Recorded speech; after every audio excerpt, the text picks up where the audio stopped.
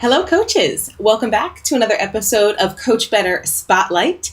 This episode highlights the trap of finding pet projects as a coach and how that can lead to coaching fails.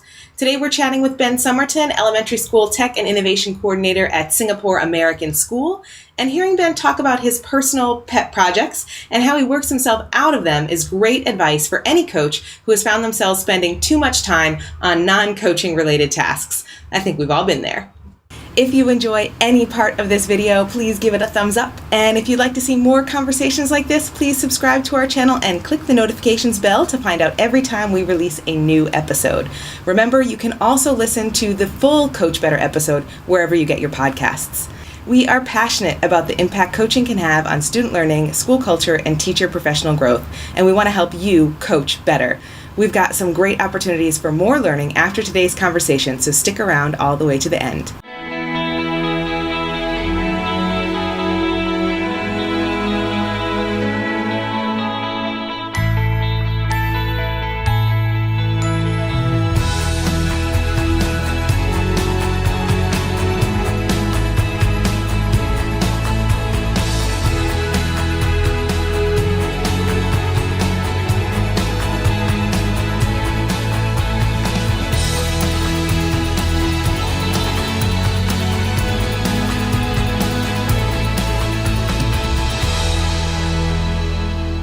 Welcome back to another episode of the Coach Better podcast. I am excited to be joined by Ben Summerton from Singapore American School today. Ben, can you tell us a little bit about yourself and your education experience?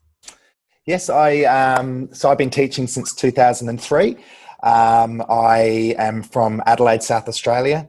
I graduated at the end of 2002 with the goal of putting back into public education in South Australia.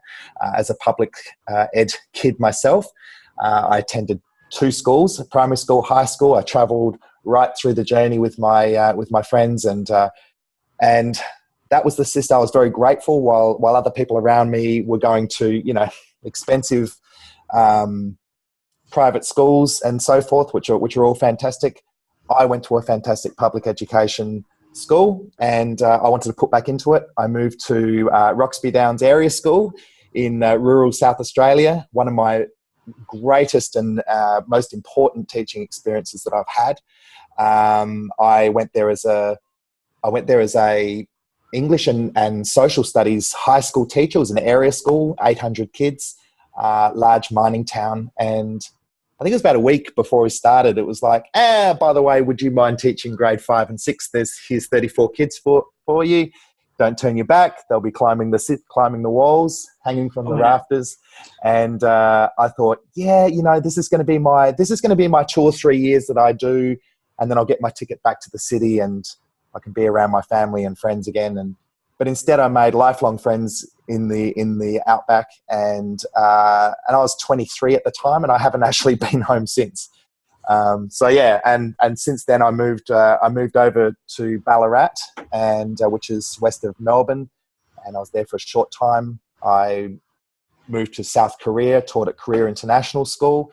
Again, one of those foundational, life-changing experiences, and for the last 3.5 years, I've been here at Singapore American.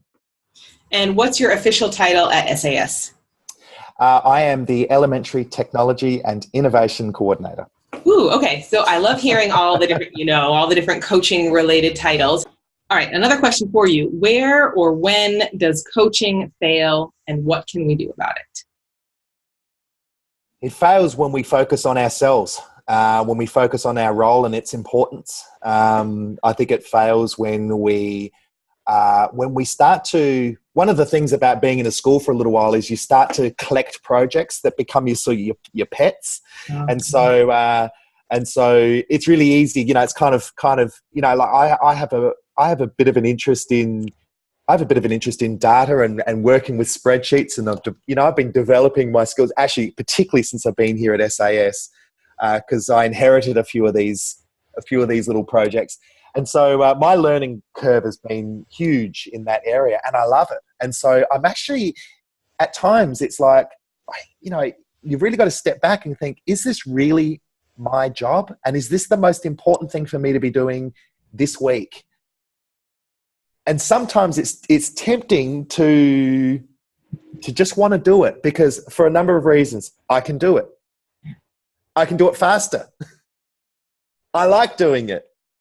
And then your job can actually become cluttered up with these types of things, and suddenly you have kind of lost your direction, lost your way. You're not probably as available to people. You're not communicating as well. You're a bit compromised, in other words.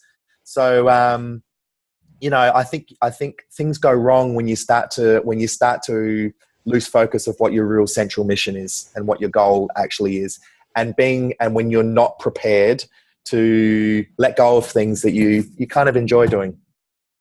I've seen that in every school I've been in. It's like, why are you? Because you like doing it. Got it. That is a very good reminder.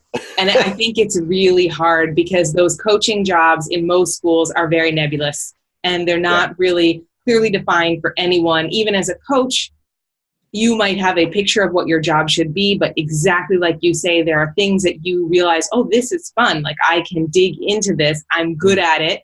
Yep.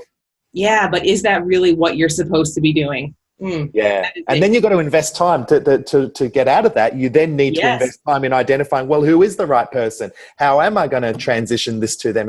Are they able to take this on too? Like, there's a whole heap of, and then in the end you think, I'll just do it. Yeah. And then next year and so I think for my 4 years here, I think each year has been like just recalibrating bit by bit.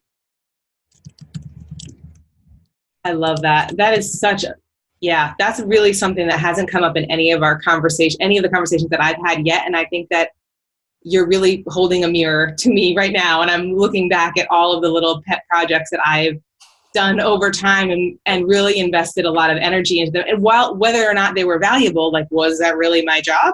Yeah. Like, what did I sacrifice because I was doing this thing that, maybe gave something back to the school, but shouldn't have been my focus. So that, I appreciate that. That's a good reflection. And that idea of recalibrating every year to check in, like, even if you calculate some data for yourself at the end of an academic year, I spent X percentage of my hours on these projects, whatever they are, and then looking at the beginning of the year, okay, well, I spent 35% of my time on something that's not really my job. How am I going to pass that off to the person whose job it is? Because that's a lot of my time. Yeah, and also who are you working with who maybe at one point in time you really were helping them, but now you're doing it for them. And I suppose this also speaks directly to your question, which is when does coaching become less effective, or when doesn't it work? It doesn't work when you're not building somebody's capacity to do it themselves. And so, like, teachers like it when you come in. They love it when you come in and you've assisted them. You maybe had a really good experience. You've opened up a door to something for them, and they've just gone, wow. And then they want to repeat the magic dose the next year. And so they bring you back in to do the same thing. And these kids should get this as well. And it's going to be fantastic. But actually you should be sort of stepping back and letting that teacher assume greater control. I've seen lots of examples where coaches roll in and do the same thing each year with the same teachers. And there's no reason for it. It's just that it's a habit. Yep. That was always a personal pet peeve of mine. And that's one thing I feel like I did good, not repeating the same project every year, or at least letting go a little bit every year. Like, okay, well, last year I taught them this year you can teach them that part, but I'll come in and do this. That's just effective coaching. And I think for us, one of our structures that helped prop that culture up a little bit at SAS was the fact that our coaches were all on a teaching cycle, on a teaching rotation, should I say. So we saw, like, when I came in, we actually had a coach per grade level. So I was aligned with the grade 3 team. And so with 13 classes on a 12-day rotation, I would see each class every 12 days, but on the 12th day, I'd also see the 13th class and through the year. And so, I was like, oh, last year so-and-so coach did this. I've booked you because I want you to come in and do this. It's like, okay. And then you realize that, really, actually, is this coaching, or is this just a drop-in specialist teacher? What is this? Am I being clear? We actually did away with the schedule at the end of that year, but and so some of letting go of that schedule has actually forced a reset of the coaching relationship with teachers, which has been an interesting journey. Yeah, I've been part of that in a number of schools too, that getting rid of that scheduled facilitation time, because basically all it becomes is discrete technology classes happening in the classroom when you have that scheduled. Yeah. If you've enjoyed any part of this video, please give it a thumbs up. If you want to see more great conversations about coaching with inspiring educators from around the world, subscribe to our YouTube channel and click the notifications bell to find out every time we release a new episode. To hear the full-length conversation, subscribe to the Coach Better podcast wherever you get your podcasts. And if you're looking for even more resources to help you coach better, head over to edurolearning.com/coachbetter to explore over 20 online courses designed by coaches for coaches. Catch us on Twitter, Instagram, and Facebook at Eduro Learning to connect with us. See you next week on Coach Better Spotlight.